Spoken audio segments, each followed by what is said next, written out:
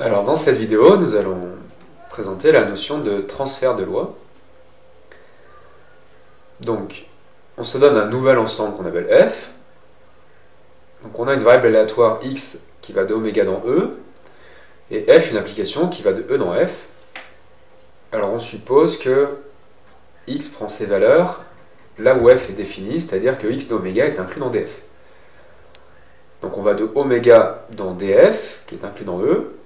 Par l'application petit f, on arrive dans grand F. Et donc on peut composer les deux. Ça fait la fonction f rond x. Alors cette fonction va de oméga dans f. Et donc c'est aussi ce qu'on appelle une variable aléatoire, mais cette fois valeur dans grand f. Et donc ce qu'on voudrait, c'est connaissant la loi de x et la fonction f, est-ce qu'on peut trouver la loi de cette nouvelle variable aléatoire? Donc on a le schéma comme ceci. Donc je répète, donc f rond x, comme ça on va l'appeler grand y, donc c'est défini sur oméga, puisqu'ici les valeurs de x sont incluses dans l'ensemble de définitions de f, c'est-à-dire que x est à valeur dans df. Et donc y est une variable aléatoire à valeur dans f. Alors déjà au niveau des notations, donc f rond x, c'est pas très agréable dans ce chapitre, on va le noter exceptionnellement f de x, mais attention, x n'est pas un nombre, hein, c'est une composée de fonctions. Alors, pour trouver la loi de cette variable aléatoire, il faut trouver son univers image déjà. Donc l'univers image de x, on le note x1 jusqu'à xn.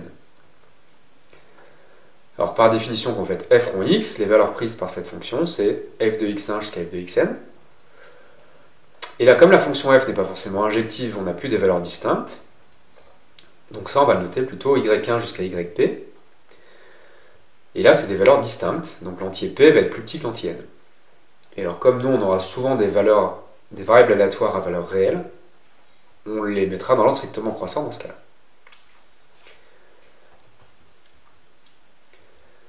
Alors par exemple, si l'univers image de x c'est -2, -1, 0, 1, 2, et que vous posez grand x égale x au carré, l'univers image de y c'est 0, 1, 4. Vous élevez chacune de ces valeurs au carré. Vous passez de 5 valeurs à 3. Alors maintenant, on va s'intéresser à la loi de y. Donc ce qui est important de comprendre, c'est que si y est une valeur prise par grand y,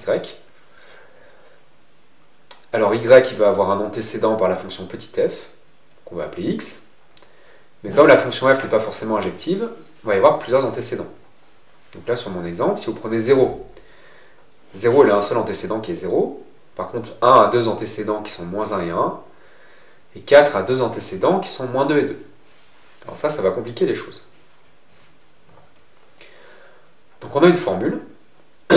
Comment on trouve la loi de y à partir de la loi de x et de la fonction f? Et bien pour toute valeur y dans l'univers image, la probabilité que grand y égale petit y, ça va être la somme des probabilités que grand x égale petit x. Donc là on utilise la loi de x. Et petit x, donc on prend les valeurs prises par notre variable aléatoire grand x, mais on ne prend que les antécédents de notre petit y. Donc plus il y a d'antécédents, plus il y a de termes dans la somme, et plus le calcul sera compliqué.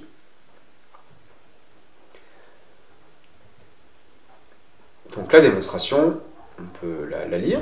Donc on prend y, une valeur prise par notre variable aléatoire grand y. Alors si on prend un résultat de notre expérience, dire que petit oméga appartient à l'événement grand y égale petit y, par définition, c'est grand y d'oméga est égal à y.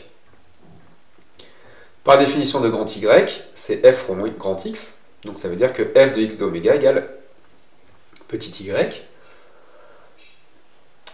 Par définition du mot antécédent, ça veut dire que grand x d'oméga est un antécédent de petit y par f. Et alors ça, une autre façon d'écrire cette phrase, c'est ceci. Donc ça veut dire que grand x d'oméga prend une valeur qui est un antécédent. Donc ça veut dire que grand x d'oméga, c'est un petit x, où x est une valeur prise par grand x et est un antécédent de y. Et donc oméga appartient à l'union de ces grand x égale petit x.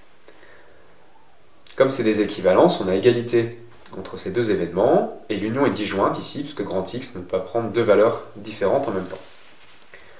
Par additivité d'une probabilité, P de grand Y égale petit y, ça devient la somme de ces probabilités. Alors la formule comme ceci, on est bien d'accord qu'elle est assez abstraite, les notations sont difficiles. On va voir que sur un exemple, ça se fait assez naturellement. Donc on va reprendre l'exemple qu'on a commencé ci-dessus. Donc, on suppose qu'on a une variable aléatoire grand X dont la loi est donnée par ce tableau. Donc là, on utilise le théorème 6.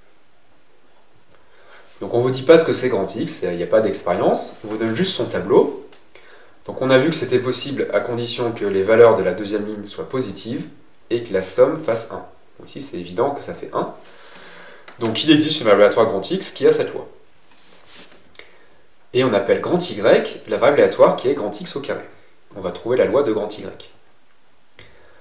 Alors on commence par l'univers image de grand Y. Donc comme les valeurs de X c'est -2, -1, 0, 1, 2, la première ligne. Les valeurs de Y, on élève ça au carré. Les valeurs distinctes c'est 0, 1, 4. Donc on a 3 probabilités à calculer. P de Y égale 0, P de Y égale 1, P de Y égale 4. Alors, au lieu d'utiliser la formule qui est là, en fait on va redémontrer à chaque fois la formule. C'est beaucoup plus simple. Donc qu'est-ce que ça veut dire que grand Y égale 0? Ça veut dire que x au carré est égal à 0. Et donc ça veut dire que x égale 0. Donc comme c'est des équivalences, on a égalité des deux événements. Et donc la probabilité que y égale 0, c'est la probabilité que x égale 0, c'est 1/10. Alors quand est-ce que grand Y égale 1? Il y a deux possibilités, c'est x égale -1 union x égale 1. Et donc la probabilité que y égale 1, c'est la somme de ces deux probabilités, ça fait 3/10. Pour y égale 4, il y a deux possibilités, -2 et 2, et donc on trouve 3/5. Et donc ici on a trouvé la loi de y. Donc on voit la démarche consiste à remplacer la variable grand Y par la variable de départ grand X, et on cherche les antécédents de la valeur que prend grand Y.